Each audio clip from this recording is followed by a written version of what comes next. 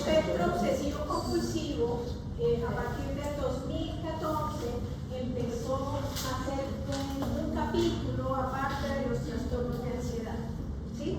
Entonces, si hablamos de trastornos de ansiedad, ya a la hora de irlos a buscar en alguna clasificación, no aparecen dentro de otras denominaciones, sino que esta patología, por sus características, por la importancia que tiene a nivel global, a nivel mundial, precisamente por la prevalencia, pero además por la interferencia que produce en la vida de las personas que la presentan, entonces hizo rango para, ¿no? En el DSM-5 aparece como trastorno obsesivo compulsivo y otras condiciones relacionadas, ¿sí? Es un capítulo aparte. Entonces, en el DSM-4 aparece, ustedes miran el DSM-4 y aparece dentro de trastornos de ansiedad.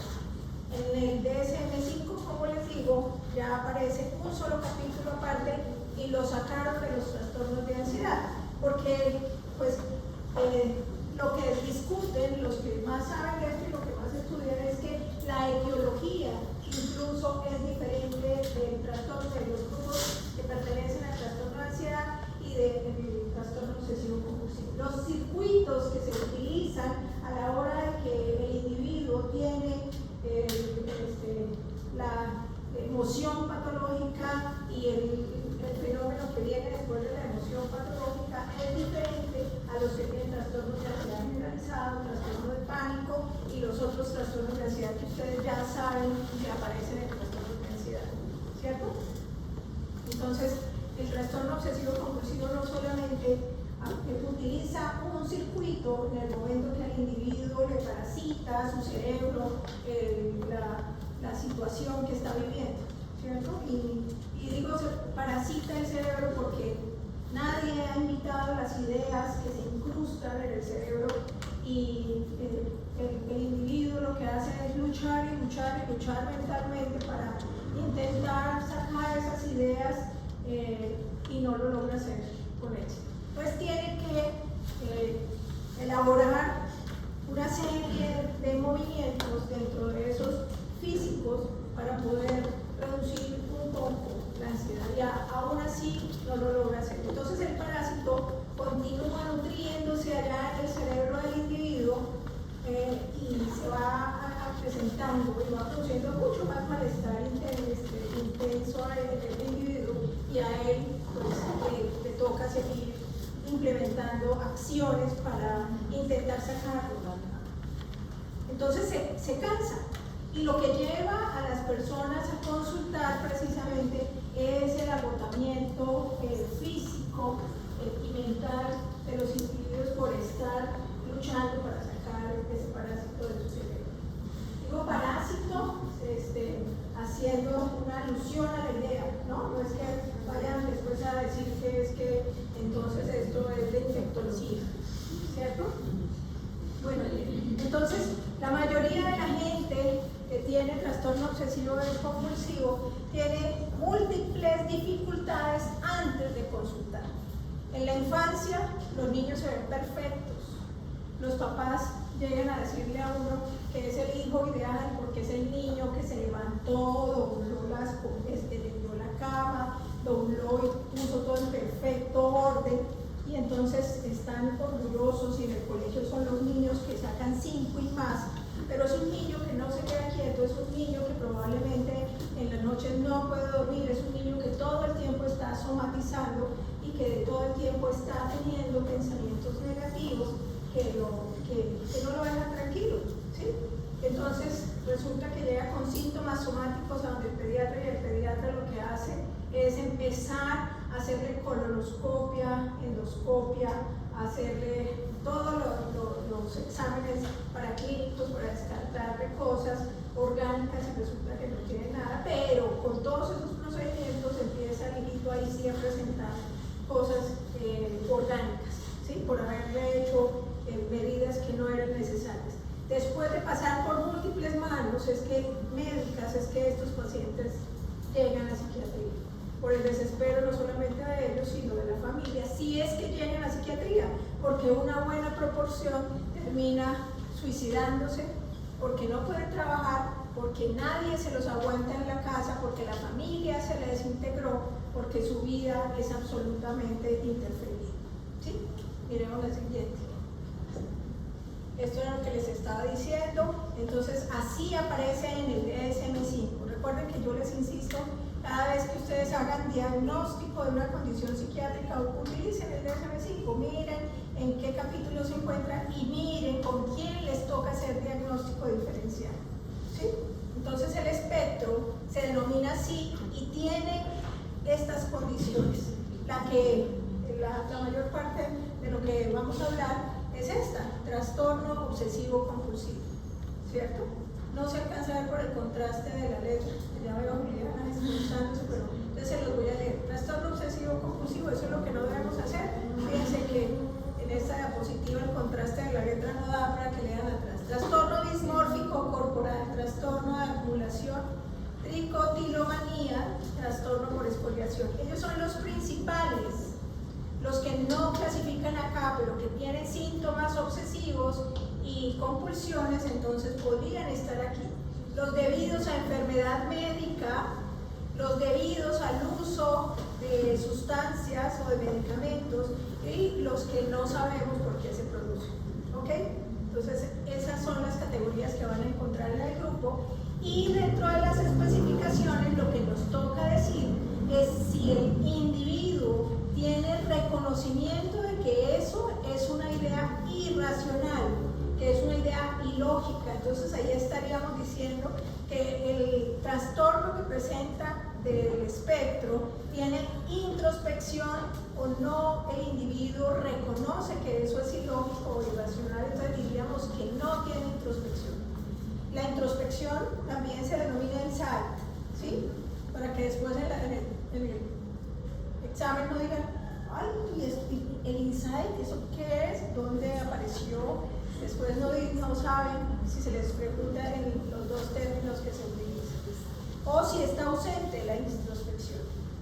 Otro de los aspectos que nos toca especificar es si el paciente tiene, aparte de las obsesiones y las compulsiones, si tiene tics, si tiene síntomas motores. En ese caso, entonces especificaríamos en qué grupo de músculos, o si son musculares o si son fonológicos, tiene tics el individuo. ¿Sí? ¿Claros? Así se hace la clasificación del trastorno obsesivo compulsivo. Miramos la siguiente. Entonces, una vez ingresa el parásito al cerebro de estas personas, aparece el sufrimiento. ¿Y cómo vemos el sufrimiento? A través de emociones como el miedo, la angustia, la aversión, la fobia, las situaciones y la vergüenza. Muchas veces esa vergüenza, por supuesto, hace que el paciente entonces tenga que hacer la compulsión de evitar, para que la gente no se dé cuenta lo que le está sucediendo, lo que tiene en su cabeza. Entonces, después de la emoción viene el acto, que es la compulsión. Y la compulsión puede ser tanto física como mental. Uno puede tener compulsiones mentales, como ¿cuáles? ¿Cuáles tienen, doctores? Eso, hacer oraciones mentales. ¿Qué otra compulsión mental puede uno tener? Contar ovejitas, ¿cierto? ¿Qué más?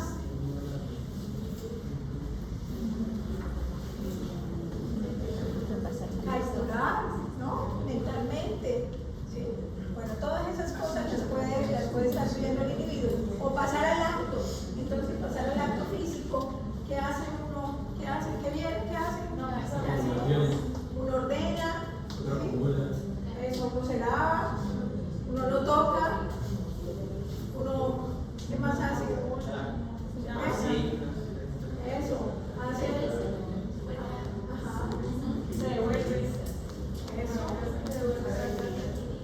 y hace evitación, ¿cierto? De las principales cosas que hacen las personas es evitar. Pero ¿qué está evitando una persona, por ejemplo, que se devuelve? Su misma incertidumbre. Esa es la evitación, ¿cierto? Bueno, muy bien. lo que espera el individuo que pase es que sienta tranquilidad, ¿sí? Que pueda tener sosiego de esa angustia que produjo el pensamiento obsesivo. Y sucede que en muchas de las personas que tienen trastorno obsesivo pasa un buen tiempo en el que hay tranquilidad. Y dicen, uy, esa psiquiatra sí es buenísima porque me curó. Resulta que no. El trastorno obsesivo compulsivo y sus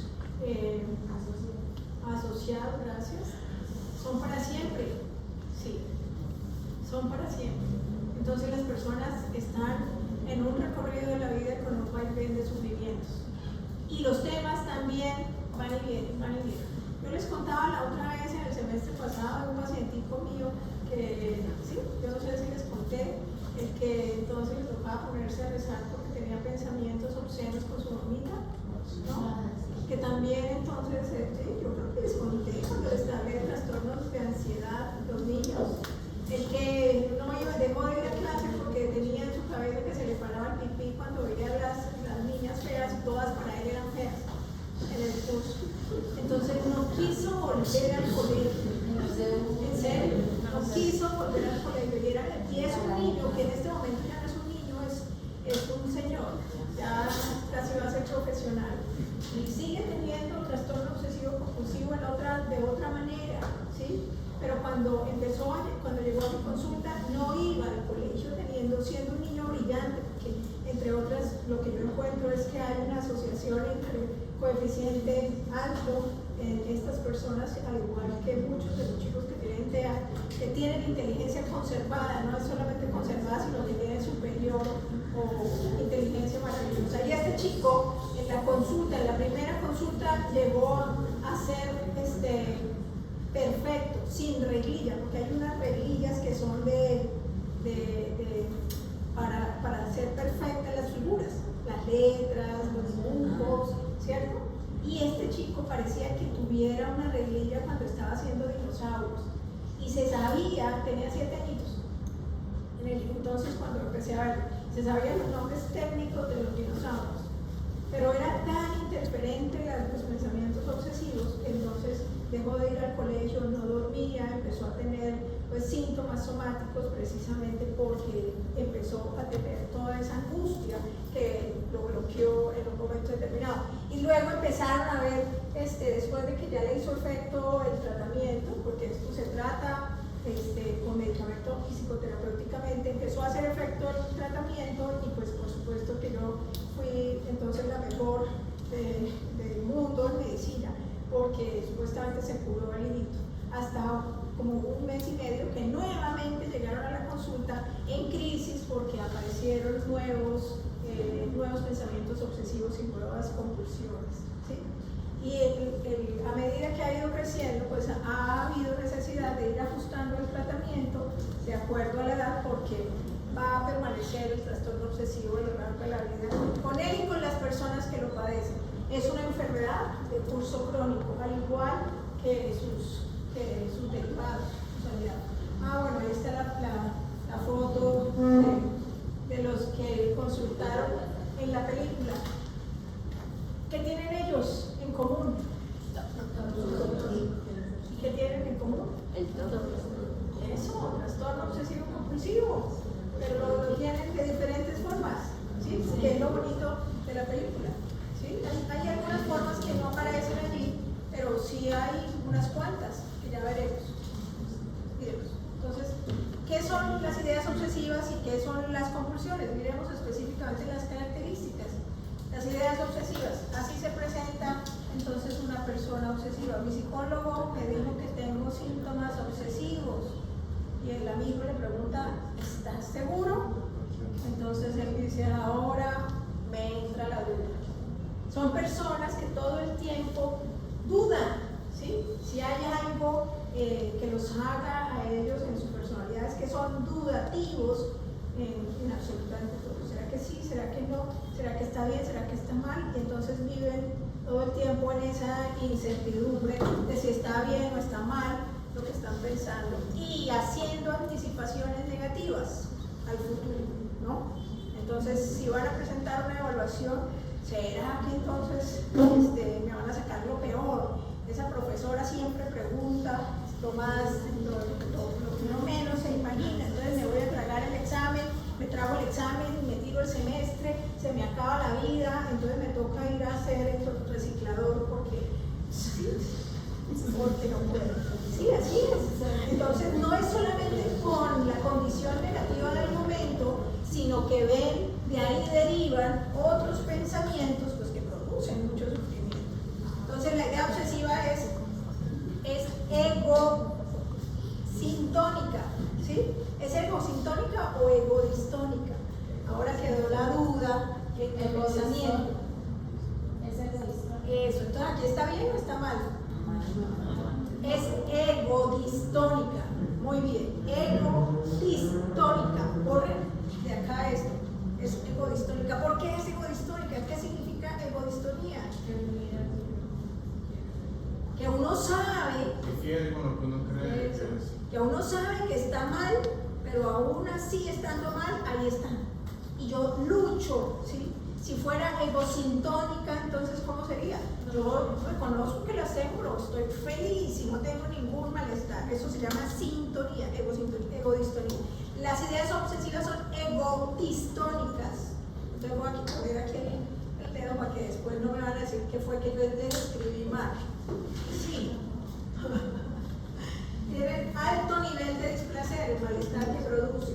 Hay introspección o introspección elevada, ¿sí? Ellos saben que está mal, que esos pensamientos son irracionales, irreales, pero igual ahí están. ¿Se suprime con la voluntad o no, ayer? ¿Sí o no? No. Y el vecino que también está dormido. No, no se puede bueno, sí se puede, pero pues puede reducir, o sea, la película que está aquí. Sí se podía, pero queda muy complicado para las personas porque siempre están acostumbrados a reducir los sus todos. No sé qué es eso, porque que se pueda parar una vez en otro puesto, no sé cómo decirlo,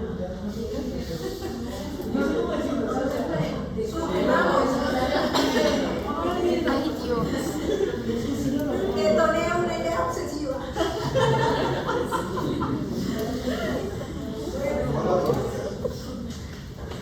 No se suprimen ni siquiera queriéndola ignorar. No se suprimen. ¿Ok? No se neutralizan. Siguen ahí permanentes. Que uno hace movimientos para intentar hacerlo, pero no se puede quitar hasta tanto, no se dé tratamiento. La mayoría de las veces. O cuando ya hay total evitación de la situación. Produce duda y hace que la gente todo el tiempo esté procrastinando, ¿cierto? Entonces esa palabra también está de moda, la procrastinación. ¿Qué es eso? ¿Qué? Todo el tiempo mantener una idea ahí de que tengo que hacer, que tengo que hacer, que tengo que hacer, pero no hacer. Sí. Para mañana, para después. Y en el momento que ya hay que hacer, entonces se llenó de ansiedad y eso llevó al movimiento, ¿cierto? Así es. Las compulsiones, entonces, ¿qué es una compulsión, doctores? Es una conducta de carácter repetitivo, estereotipada. Ustedes ven a los chicos que tienen haciendo estereotipias, o sea, eso no tiene ningún fin. Lo único que hace mucho de esas estereotipias es condensar la ansiedad para intentar disiparla, pero no hacen efecto real. El sujeto se ve obligado a reducir para hacerlas para disminuir el malestar y pueden ser cognitivas y motoras, como ya les había explicado. Doctora, una compulsión física, por ejemplo, cuando la persona está en el momento de crisis, puede llegar, o sea, físicamente a cansar o fatigar a la persona, o sea, y si se fatiga, ¿la sigue haciendo? Eso es lo que llevan a gente a la consulta. Llegan diciendo, no, ya no puedo más. ¿Sí? Derrotados, abatidos, porque no son capaces emocionalmente de hacer más frente. Y lo que les decía, mucha gente termina quitándose la vida por eso, si no son atendidos. No, ninguna de las cosas. Miren ustedes la vida de las representaciones que hicieron estos personajes. La vida de alguno es envidiable,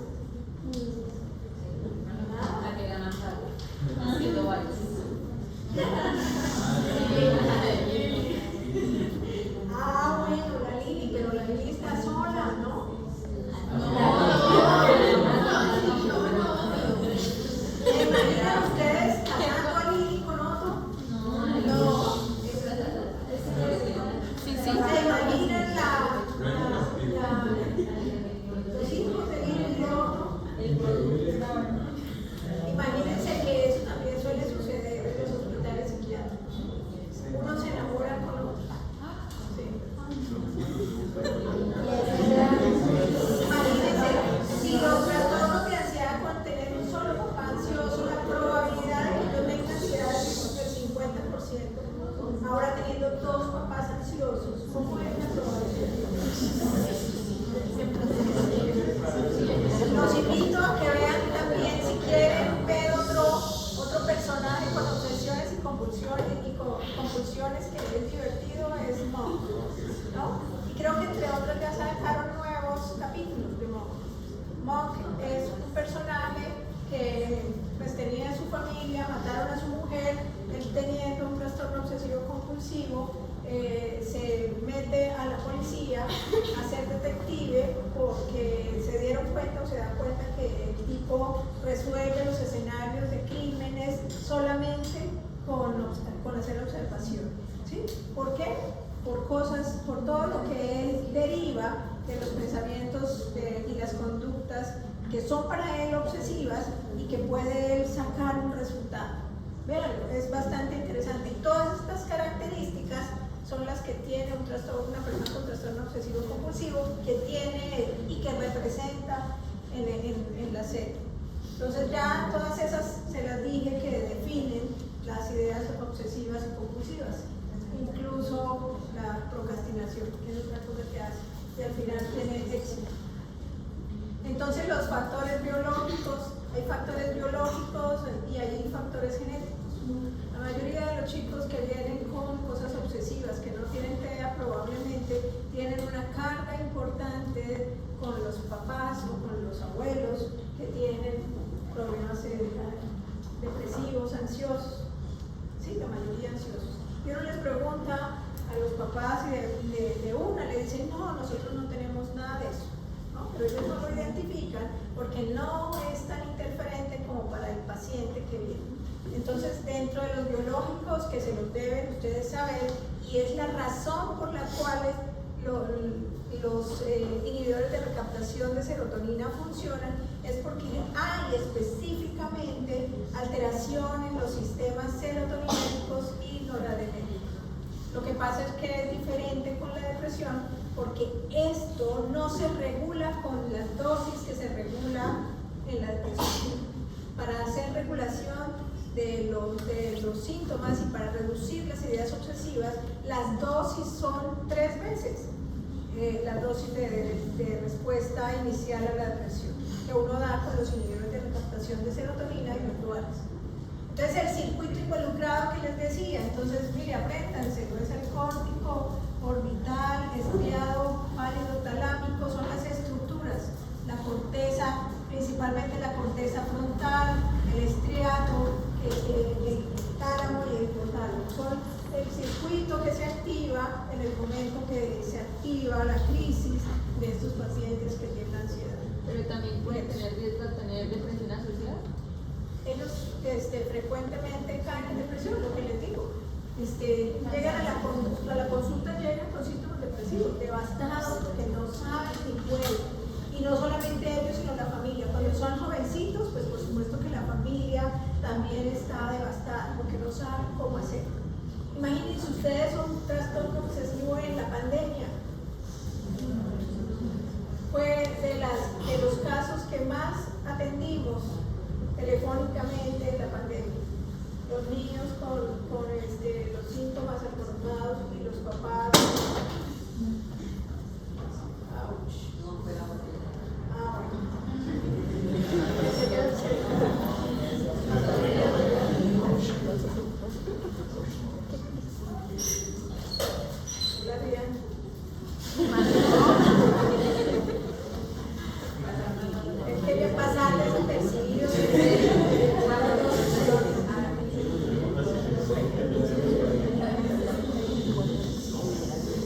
Acuérdense de este personaje. Entonces tenía tics y tocs, ¿cierto? Tenía tics-toc. ¿Sí?